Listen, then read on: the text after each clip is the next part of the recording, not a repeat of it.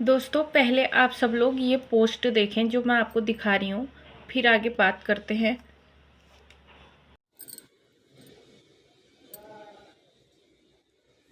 एक पोस्ट नहीं छोड़ी है इस इंसान ने ना, उनकी इतनी पोस्ट डाल रखी हैं, इतनी पोस्ट।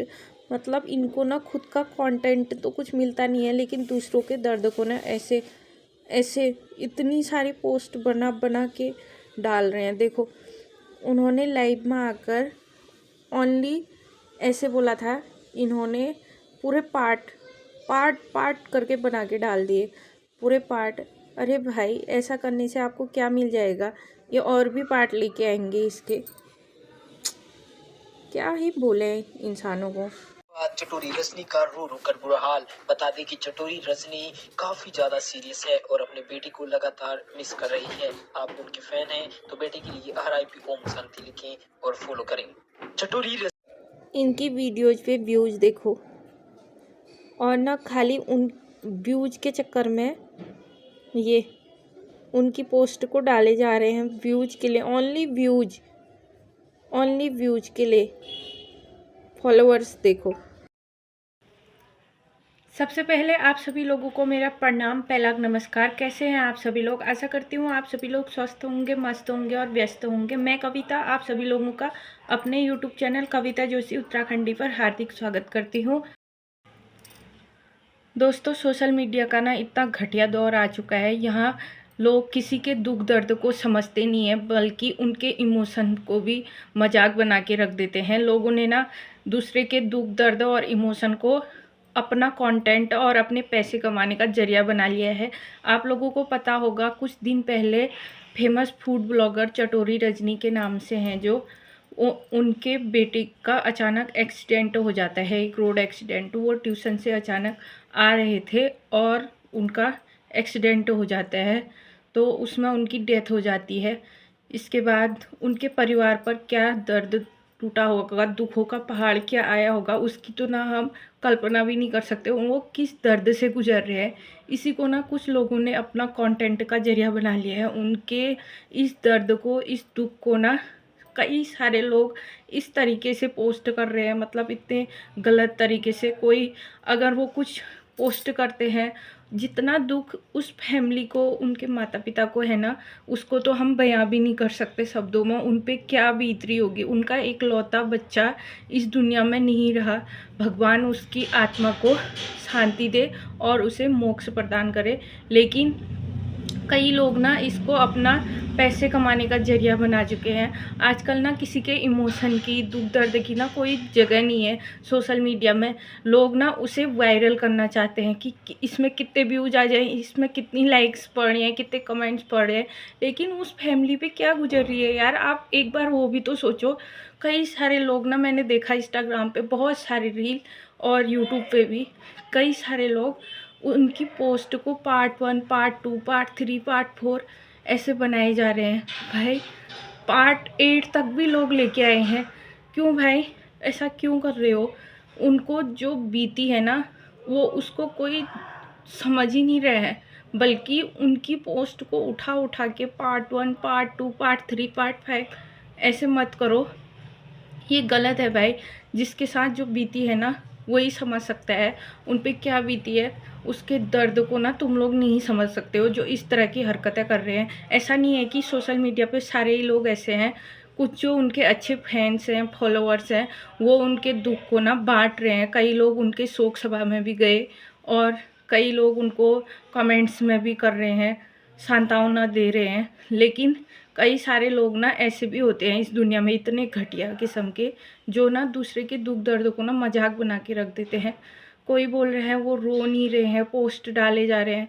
भाई, रो रो रो क्यों नहीं रहे होंगे? वो एक लौता बच्चा था उनका, जो इस दुनिया से चले गया है। ऐसे में माँ बाप क्या कर रहे होंगे, उन पे क्या बीत रही होगी? वो खा भी रहे होंगे, बैठ भी रहे होंगे, या सोचना भी ना एक हिसाब से बहुत अजीब है। उनकी फैमिली के साथ क्या बीत रही होगी अभी इस टाइम। लेकिन कई सारे लोग ना उसी को फ़ायदा उठा रहे हैं। ऐसा मत करो। अगर जब आप पे यही चीज़ बीतती ना, तब आपको इस दुख दर्द का पता लगता। भगवान करे ऐसा किसी के साथ ना हो, लेकिन जो लोग ऐसा कर रहे हैं ना, खुद अपने पे लेके सोचो उस चीज़ को। आप लोग भी पेरेंट्स होंगे या किसी के बच्चे होंगे, उस चीज़ को ना अपने पे लेके सोचो एक बार कैसी बीतती है। जो वो लोग वो फैमिली अभी जो फैमिली वो कर रही है ना दुख, वो आप लोग समझ भी नहीं सकते। जो इस तरह की हरकतें करते हैं, कई सारे लोग उनको सपोर्ट कर रहे हैं, इमोशनली टच है सब लोगों का उनके साथ। कितना प्यारा बच्चा था यार। मैं भी उनकी हमेशा वीडियोज़ देखती थी, बहुत अच्छी वीडियोज़ लगती थी मुझे भी, और अभी भी देखती हूँ मैं उनकी वीडियोज़। लेकिन आप लोग जो इस तरह की हरकतें कर रहे हो ना, वो मत करो प्लीज़। उन्होंने 1-2 दिन पहले संडे को अपने बच्चे के लिए लास्ट बार एक सभा रखी थी।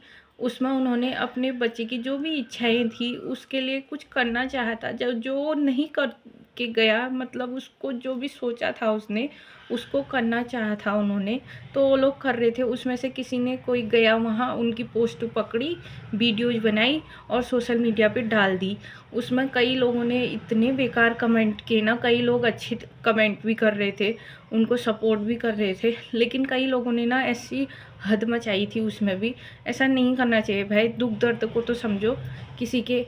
चलो शादी है, विवाह है, नामकरण है या कुछ और चीज़ें हैं, उनकी हंसी खुशी वाली चीज़ें हैं, आप लोग जाओ बेशक वीडियो बनाओ, लेकिन किसी के दुख दर्द में भी आपको वायरल करना होता है उस चीज़ को।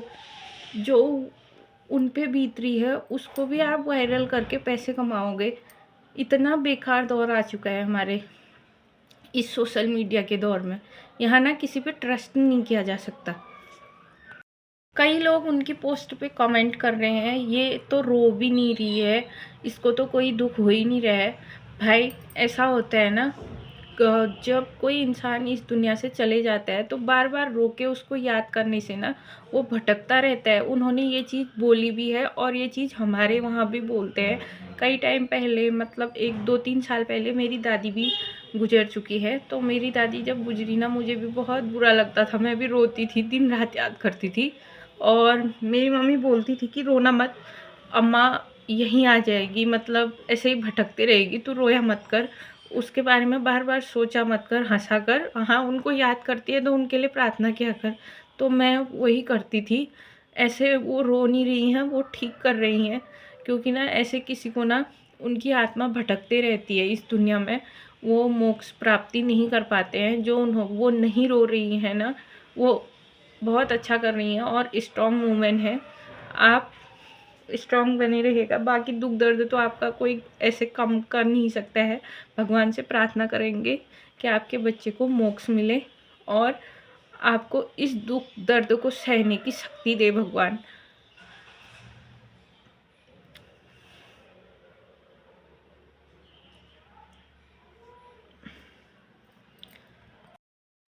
लास्ट में मैं आप लोगों से सिर्फ यही निवेदन करती हूँ, हो सके तो उस बच्चे को मोक्ष प्राप्ति हो इसके लिए प्रार्थना कीजिए और उनके दुख दर्द को कम करने की कोशिश कीजिए। पर इस तरह की पोस्ट ना डालें प्लीज़। आपसे हाथ जोड़ के निवेदन है। जिसको ये दुख होता है ना, वही समझता है कि उन पे क्या बीत रही है। जिसको नहीं होता है वो इस बात को कभी समझ भी नहीं सकता। कुछ लोग हैं ऐसे, सारों को नहीं बोल रही हूँ मैं, कई लोग अच्छे भी होते हैं, पर जो लोग ऐसा करते हैं ना, उनसे हाथ जोड़ के निवेदन है, ऐसा मत कीजिए प्लीज़।